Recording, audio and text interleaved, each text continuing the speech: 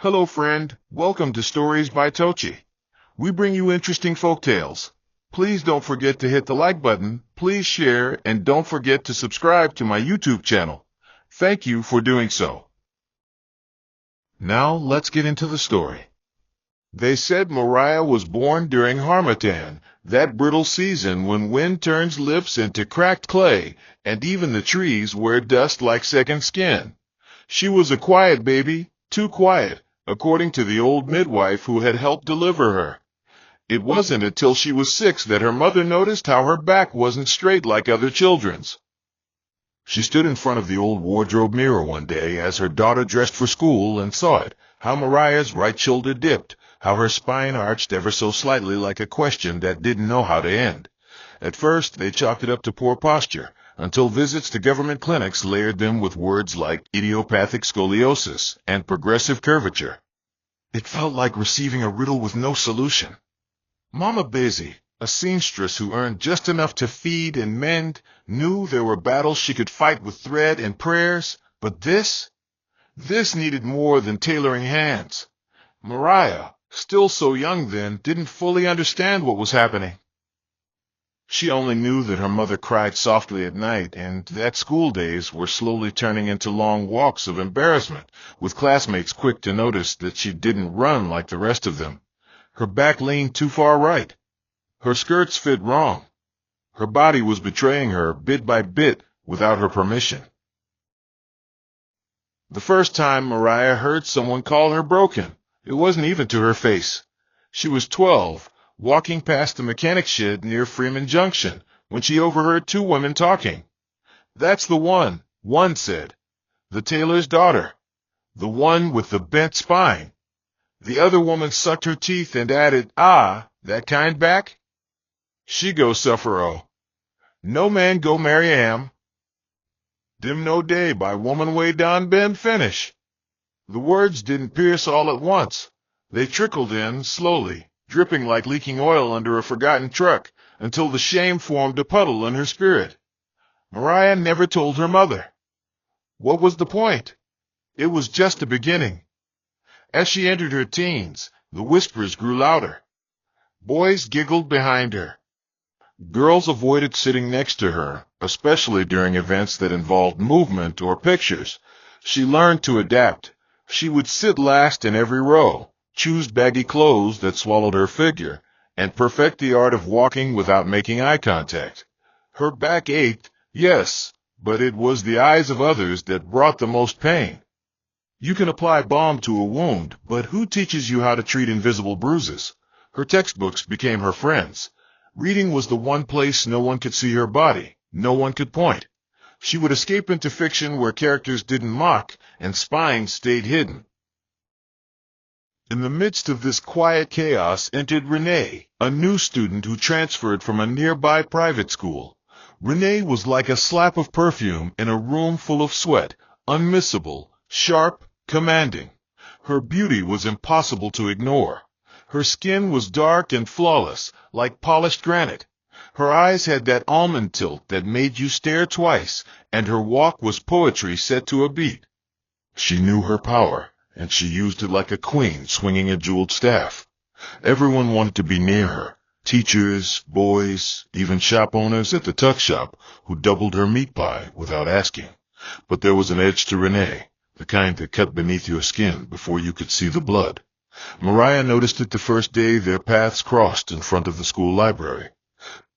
Renee, seeing her hunched figure, tilted her head and said, "Are you carrying something on your back, or is that just how you were born?" Laughter exploded nearby. Mariah froze. She wanted to disappear, fold into herself like paper in a matchbox. That was the beginning. From then on, Renee's insults became a side attraction during break time. She called her hanger girl, the bent broom, ? Her voice always loud, always amused, always cruel. But the worst part wasn't Renee. It was how everyone else laughed. How the world seemed to agree. How even the teachers, though they frowned, never really stopped her. Despite everything, Mariah never responded. Not once. Her silence became her armor, thick, suffocating, necessary. Each insult became a stone, and slowly, she built herself a wall so high she couldn't even see over it. Her mother knew something was wrong, but could never get her to talk. "I'm fine, Mama," was always her reply. She would come home from school, head straight into the one bedroom they shared, and lay face down on the mat for hours. The pain in her back often woke her at night, twisting like a snake that had found a home beneath her skin. But more than the pain was the isolation. She felt like a shadow in her own story, like God had written her in pencil and was deciding whether to erase her or redraw her. There were nights when she prayed for healing, and others when she just prayed to sleep without waking up. Still, she carried herself to school each day. Her eyes hollow but determined, her steps unsure but unwavering. Somewhere inside her, hope still lived, a stubborn flicker refusing to die, even as the wind howled against it. And deep in her chest, she whispered scriptures her mother taught her long ago, not because she believed they would change her body, but because they were the only words that didn't hurt. "He healeth the broken in heart, and bindeth up their wounds." It wasn't about the spine anymore. It was about the soul. The sun in Itoro had a way of exaggerating your flaws. It exposed every crack in the wall, every seam in your clothes, every limp in your step. For Mariah, it also lit up the line of sweat that ran down her spine each morning as she walked to school. The walk wasn't far, but it always felt like a pilgrimage, a journey through judgment. Her back brace, gifted from a church-sponsored clinic years ago, had long worn out its usefulness. Now it was more a symbol than support, reminding her with each breath that her condition didn't clock out when she did. On her way, she passed the pepper seller who always eyed her with a mix of sympathy and suspicion. "Still no change," the woman once whispered to another trader. "Now only God go fit help that girl." It wasn't cruel, but it wasn't kind either. Everything in Itoro lived in that space between concern and condemnation. Even the dogs seemed to follow her with tilted heads, as if wondering what made her walk so slow. At school, she became a fixture, like the broken tile near the staff room, noticed but never fixed. Teachers gave her average grades, not because she was lazy, but because no one expected brilliance from a girl whose body was bent. And though Mariah longed to scream sometimes, to tear open her chest and show the dreams that still lived there, she simply adjusted her bag and walked on. Renee's world, meanwhile, ran like a well-oiled generator, loud, attention-grabbing, and difficult to ignore. She had an aura that begged to be worshipped, and people complied with enthusiasm. Her school bag was always carried by someone else. Her lips never spoke without applause trailing behind. Boys who hadn't memorized a Bible verse in years quoted her Instagram captions like scriptures, and she walked with a grace that felt like rebellion against gravity. Mariah watched from behind dusty window panes, wondering what it felt like to walk without self-consciousness, to laugh without clenching your stomach in pain. Renee had become a goddess, and like many gods and myths, she needed sacrifices. Mariah had been cast in that role, unwitting and unwilling. At first, it was just words. But gradually, the cruelty matured. Renee began making jokes in class, always loud enough to be heard, but soft enough to be denied if a teacher turned around. "Maybe she's growing backwards," she'd say. "Her spine's just trying to return to baby mode." The laughter that followed wasn't just noise. It was a kind of choir, each voice a confirmation that Mariah was still other. On one occasion, a boy slipped a bent wire into her locker with a note that read, "Your twin." That evening, Mariah didn't eat. Her mother asked why. She smiled and said she was tired. It was during one of those tired evenings, as power returned for just 20 minutes, that Mariah turned on their tiny television set, more out of habit than hope. The screen flickered with static, then cleared.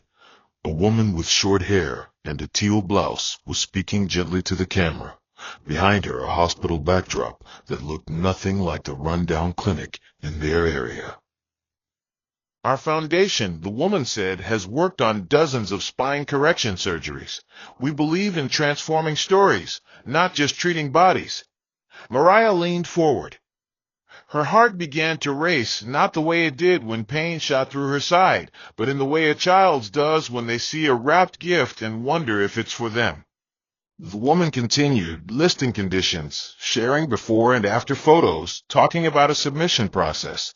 If your story moves us, she said, we may be able to help you. That night, Mariah didn't sleep.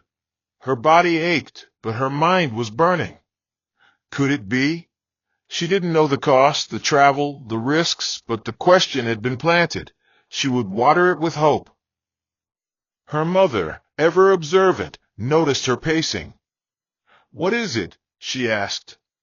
Mariah whispered, I saw something. On TV. They said they help people like me. Mama Beezy sat up like she touched hot water. Her eyes searched her daughter's face for signs of delusion. They didn't speak further that night, but both hearts were already stirring.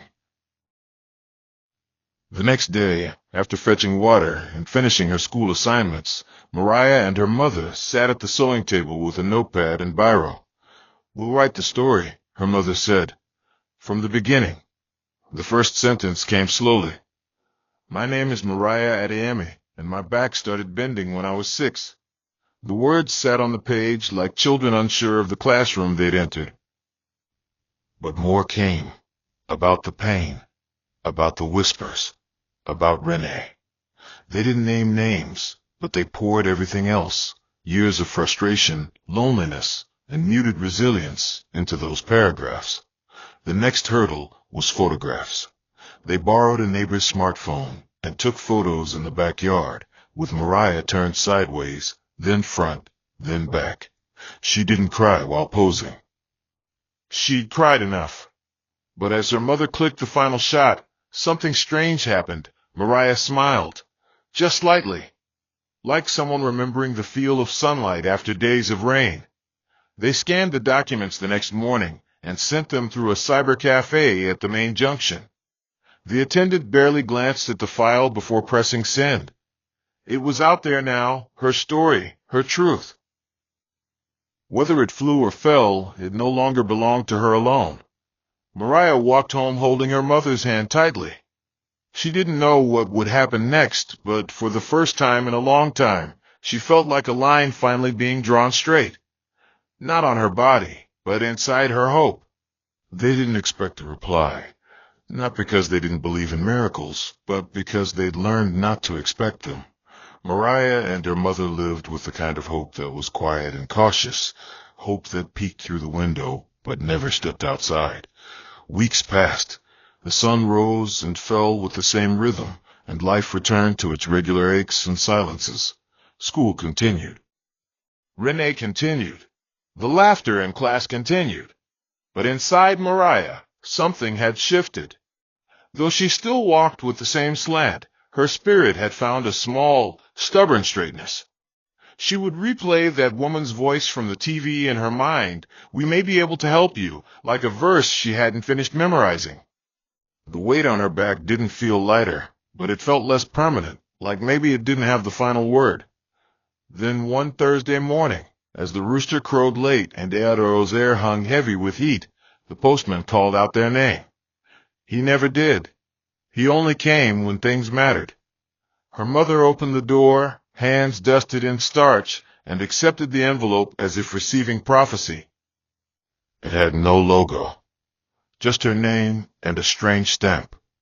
Inside it, a letter written in gentle English, almost too soft to believe.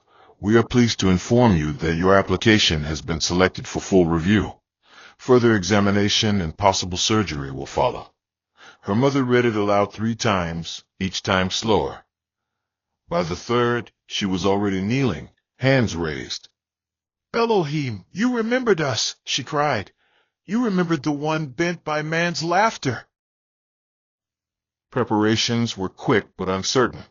They had to send more tests, confirm hospital referrals, and sign agreements they barely understood. The foundation covered all the costs, but it still felt like walking into a river without knowing how to swim. Her school was informed. Her teachers were supportive but skeptical. One of them pulled her aside and said, "Mariah, surgery is no joke. Oh, are you sure?" She only nodded. She had to be. Renee, when she heard about the trip, reacted with the same venom she used when losing attention.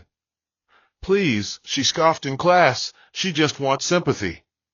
Watch now, she'll come back even worse. Or maybe she won't come back at all." Bent girls don't straighten just like that. The girls around her giggled, but this time it didn't land the same way. Mariah didn't flinch. She looked at Renee that day, not with hate, but with something else, a kind of clarity, as if for the first time she could see how fragile her tormentor really was. That evening, she packed her few belongings with her mother, 3 dresses, 2 notebooks, and her favorite yellow scarf, the one her late grandmother had once anointed with oil during night prayer. Her mother sat her down before the journey and laid hands on her head. "No matter what happens, you are not going to be the same," she whispered. "You hear me, child?" The Lord that begins good work does not abandon halfway. Philippians 1 verse 6. That night they didn't sleep. Not because they were afraid, but because they were finally ready to stop being afraid. The journey to the city hospital was their first time leaving Itoro. The roads were long and curved like Mariah's spine, as if fate had arranged irony into the journey. She sat by the bus window, counting trees, trying not to let her anxiety show. Her mother prayed under her breath the whole way, clutching the document file like it was the Ark of the Covenant. When they arrived at the hospital, everything looked like it belonged in a different country. The walls were white. The floors were cold. The nurses wore real shoes. The building smelled like possibility. Doctors ran tests for days, x-rays, blood work, posture scans. They confirmed what they already knew. Mariah's spine had curved dramatically, a near S shape that explained her frequent aches and shallow breathing. The surgery was necessary. High risk, delicate, but necessary. She signed the consent form with a trembling hand. "What if I don't wake up?" she asked one night, voice cracking like glass under pressure. Her mother kissed her forehead and whispered, "Even if you close your eyes, his eyes remain open. He neither sleeps nor slumbers." They prayed together. Not the loud, dramatic prayers people shout at crusades, but the kind of prayers that crawl out from the sore parts of the soul. Quiet, honest, needy. Then the morning came. The nurses wheeled her into the theater. The lights were bright, the air cold. As the anesthesia washed over her and her eyes began to close, she whispered, "Lord, even if my back never straightens, let my spirit not stay bent." Hours passed in shadows and steel. Mariah slept through her transformation. The surgeons worked carefully, hands steady, as rods were placed into her spine and vertebrae adjusted like puzzle pieces finally finding their shape. When she woke, it was to the beep of machines and the face of her mother, swollen with relief. Her back was stiff, her throat dry, her pain raw. But something was different. She felt taller, inside, not in the way of inches, but in the way of awareness. The days that followed were slow and blurry. There were nights of pain, sharp as betrayal, where even breathing felt borrowed. Nurses taught her how to sit again, then how to walk, then how to stand. The first time she looked at her reflection, a mirror on the hospital wall, she didn't recognize herself. She stood straighter.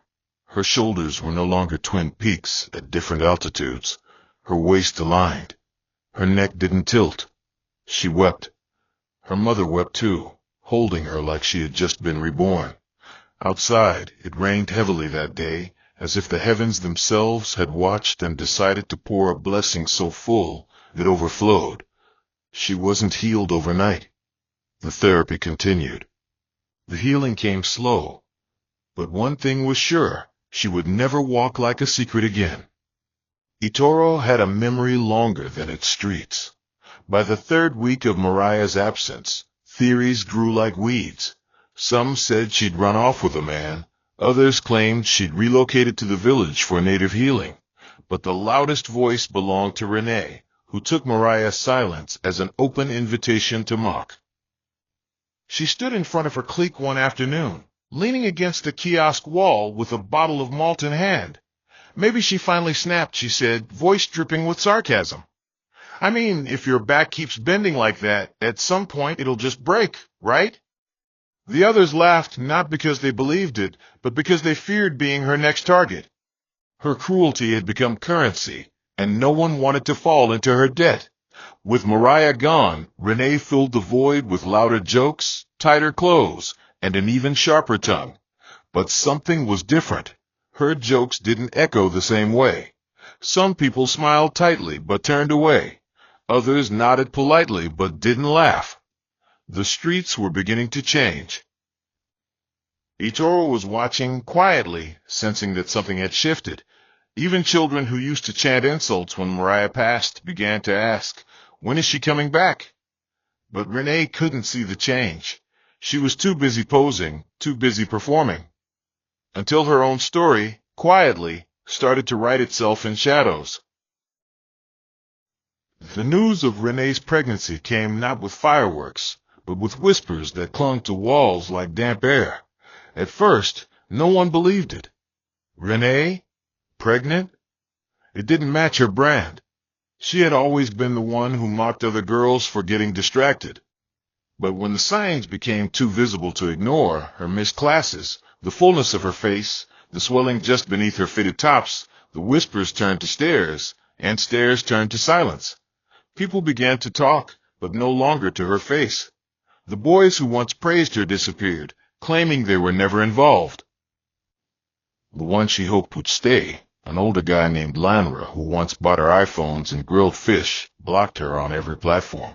Her mother, a widow who once bragged about her daughter's beauty to her church friends, now yelled daily. Renee stopped coming out as often. She no longer stood in front of the kiosk. She began wearing baggy clothes. Her hair, once laid in expensive braids, now sat under a scarf. The girl who used to be the face of Freeman Junction was now its rumor. And still, Mariah hadn't returned.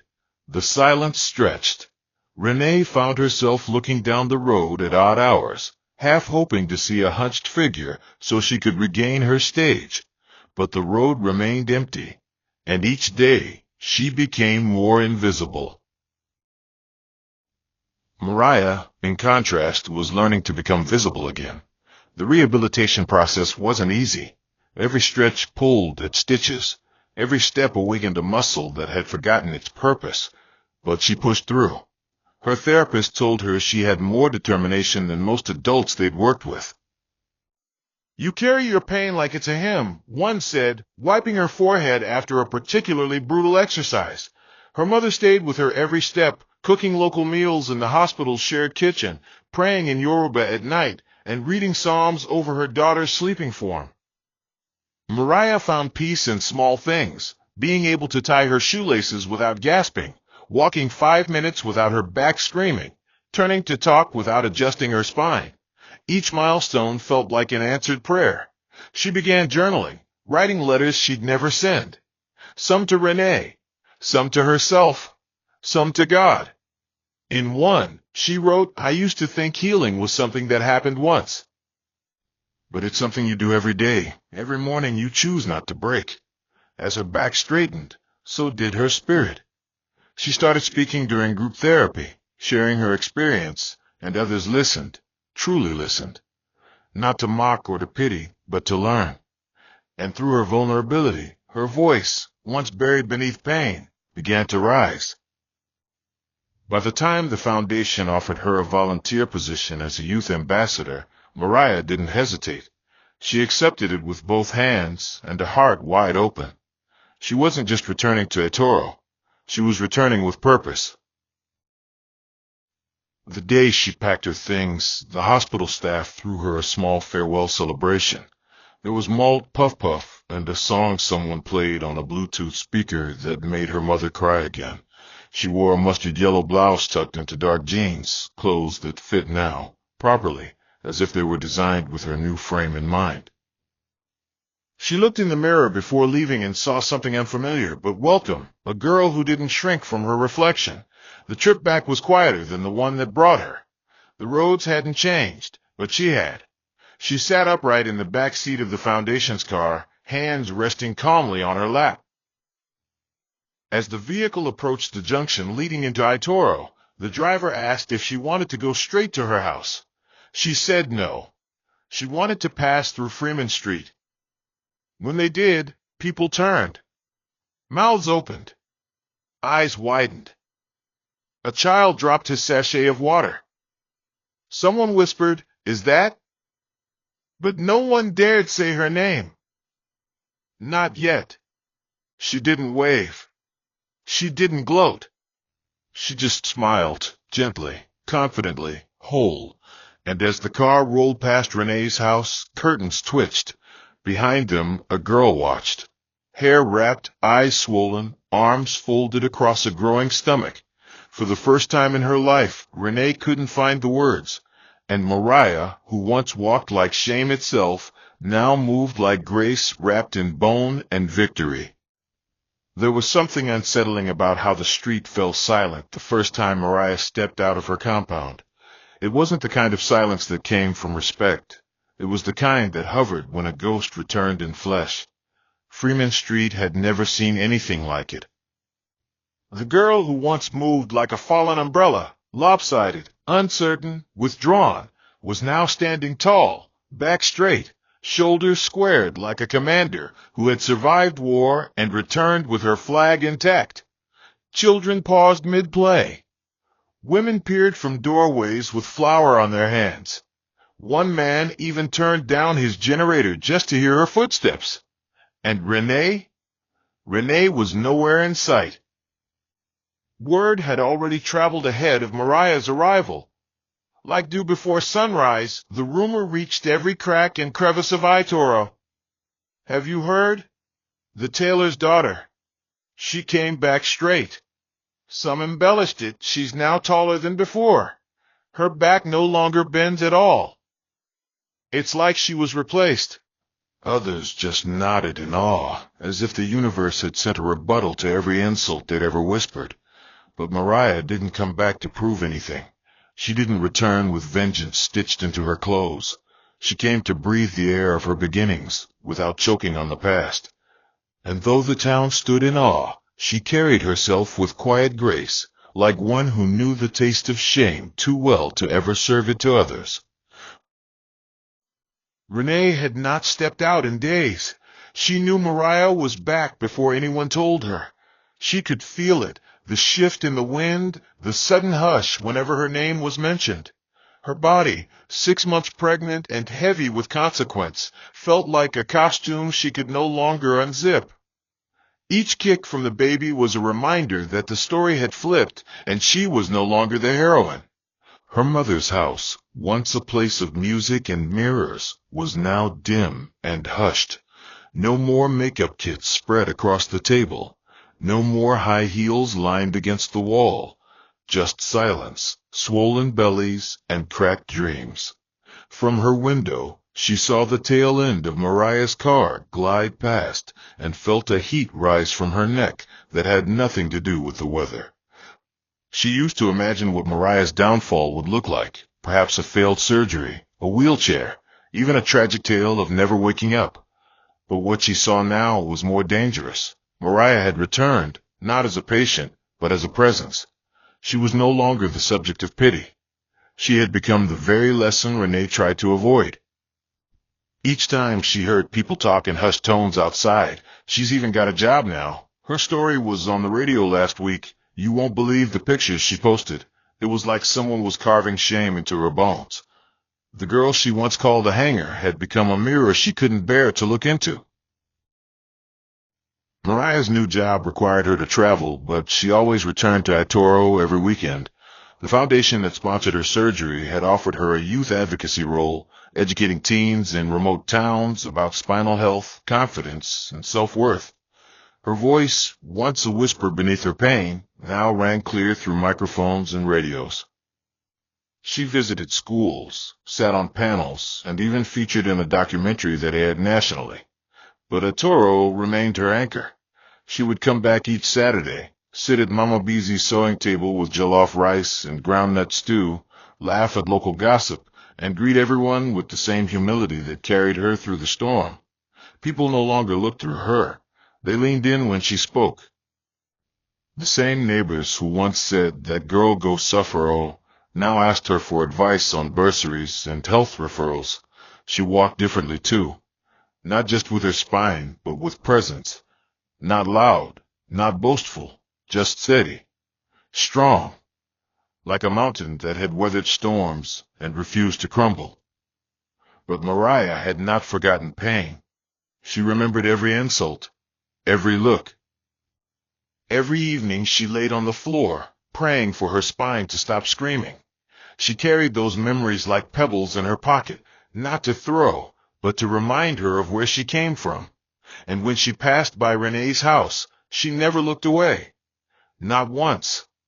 But she never knocked either. The day their paths finally crossed again, it was not dramatic. No wind howled. No music played. It was a Tuesday morning at the local chemist. Mariah had come to buy cotton wool for her mother's sewing wound. Renee was already at the counter, arguing about baby formula prices. Her face was swollen, eyes heavy with exhaustion, and scarf tied loosely like she didn't care if it fell off. She turned as the bell above the door jingled. Their eyes met. For a split second, Arturo seemed to hold its breath. Renee stood still like a child caught stealing. Mariah didn't blink. She walked toward the shelf, greeted the chemist, and stood beside her former tormentor without flinching. "Good morning," she said gently. Her voice wasn't mocking. It wasn't even triumphant. It was just kind. Renee swallowed hard. Her voice, when it came, was barely audible. "Morning," she murmured, eyes on the floor. It was the first time she'd ever greeted Mariah without a laugh behind it. That moment didn't end in tears or apologies. It ended in silence. But it was the kind of silence that spoke louder than thunder. As Mariah paid for her items and left, the chemist turned to Renee and said, "That girl. God really remembered her." Renee didn't reply. She just touched her belly and looked at the door. And in her eyes was a truth she could no longer hide from. The girl she bent with her words had stood taller than her without lifting a single finger. The months that followed passed like slow rain on rusted zinc, soft, steady, inevitable. Mariah had become a woman whose presence shifted the air around her. It wasn't because she shouted or chased attention, but because her story walked ahead of her like a forerunner, preparing hearts before she even entered the room. She no longer had to introduce herself. People already knew. In Itoro, the market women called her Omoitura, child of comfort. Mechanics paused to wave when her car drove by. Even the school that once ignored her now invited her to speak on career day.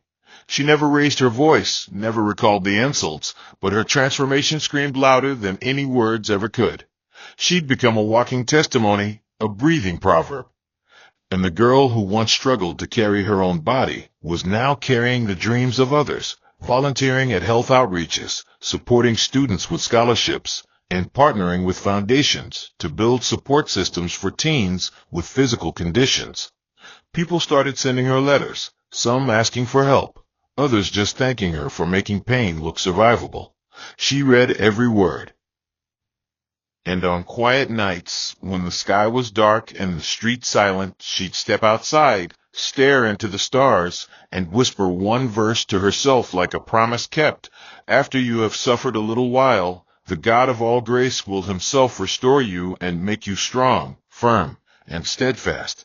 Et Peter 5:10. Renee, meanwhile, had learned to disappear. She no longer walked through Freeman Street with the sway she was once known for. The baby, now crawling, had become her world, both anchor and prison. Some days she smiled at him. Other days she stared blankly, unsure how to mother when she herself felt motherless in spirit. Her friends had scattered like chaff in dry wind. Only two still checked on her, and even they were careful not to stay too long.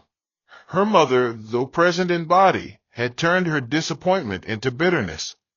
"You used to shine," she would mutter while peeling yam. "Now see you, like a candle someone forgot to blow out." Renee said nothing. What could she say? That she mocked a girl into silence and ended up burying her own voice? That the face that once launched attention now couldn't hold anyone's gaze for more than a second? Every time Mariah passed by, whether walking or driving, Renee felt like crawling under her own skin. But Mariah never looked at her with vengeance, never with pride, just calm, knowing eyes. And somehow that hurt more. Because when someone you broke chooses to rise without stepping on you, it reveals just how small your victory ever was. And so Renee stayed indoors, behind windows and whispers, clinging to a past that no longer bowed to her name. There came a Sunday when the town gathered for the youth awareness program organized by Mariah's foundation. The event was held in the open compound of the old secondary school. A canopied stage was set, folding chairs arranged like soldiers, and speakers hung from wood beams tied with rope. The mayor sent representatives. Local TV crews arrived with curious eyes. And Mariah, dressed in a navy blue gown with subtle gold embroidery, stood before the crowd and told her story, not with tears, but with triumph. She spoke of the days her spine screamed against her dreams, the times she wanted to vanish, and how grace found her when she stopped trying to find it. The crowd sat still. Even babies stopped crying. She ended not with a boast, but a scripture. He raises the poor from the dust and lifts the needy from the ash heap. He seats them with princes. Psalm 113, verses 7 to 8. The applause was thunderous. In the back row, near the mango tree, Renee stood with her child on her hip. She hadn't planned to attend. She told herself she came for the free baby food being distributed, but she knew that was a lie.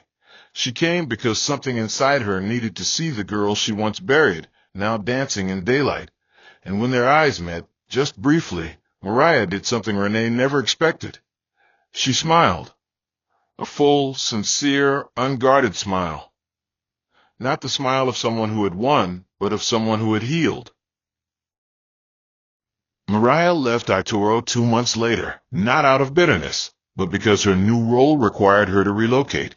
The town threw her a send-off celebration, filled with songs, prayers, and more gratitude than she could carry. Mama Beezy, standing beside her, looked like a woman whose faith had finally blossomed into fruit. "She's not just my daughter," she told a reporter. "She's a promise kept." Renee didn't attend the event. She stayed at home, rocking her child and listening to the faint echoes of Mariah's farewell in the air. But the silence no longer haunted her. It humbled her. She began writing again, just in an old jotter, journaling regrets, wishes, and maybe, someday, apologies. And Mariah? She didn't vanish into success. She stayed in touch, sent money to support local clinics, replied to handwritten letters from young girls still battling their own invisible curves. Her story didn't end with fame or fanfare. It ended with quiet purpose. The curve she carried had taught her how to bend without breaking, how to kneel without surrendering, and how to rise without resentment.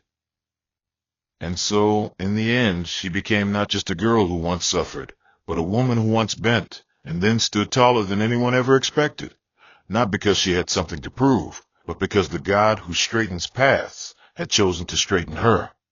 There are seasons in life when the road feels longer just because of what you carry on your back, be it pain, shame, a silent sickness, or a story no one claps for. Like Mariah, many people walk among us with a smile on their lips and storms in their bones. If that's you, hold on. Your silence is not weakness. Your scars are not a curse, and your delay is not denial. Don't let the whispers of people louder than your truth stop you from rising. God often hides his greatest testimonies in the least expected vessels. Sometimes the same street that mocked you will one day stand still in admiration. So walk tall, even when your back bows. Every stone they throw at you can become the foundation of your rising if you let God build with it. And to the ones like Renee, if you've ever mocked someone's weakness, pause. Life is a spinning wheel. Today's spotlight can become tomorrow's shadow. Kindness doesn't cost anything, but mockery may cost you more than you can repay. Father in heaven, we thank you for being the God who lifts the broken and crowns the bowed. For everyone listening who has ever been mocked, sidelined, or shamed because of what they could not control, Lord, let this be their season of lifting. Let the curves in their story lead to divine alignment. Let what made them cry become what causes their celebration. Heal backs, but more than that, heal spirits. Restore joy to the silent ones. Give strength to the weary. For every listener holding on to hope by a thread, Father, tie them to grace that never snaps. Give them beauty for ashes, a garment of praise for every spirit of heaviness. Let testimony spring forth from quiet places. May their transformation be too obvious to deny, too loud for shame to silence. And when you lift them, Lord, may they rise without bitterness. Let them walk like Mariah, with grace, with dignity, and with peace. In the end, may their lives declare boldly, the Lord has done this, and it is marvelous in our eyes. In Jesus' name. Hope you enjoyed this interesting story. Please don't forget to like, share, and subscribe to my channel. See you again in my next story.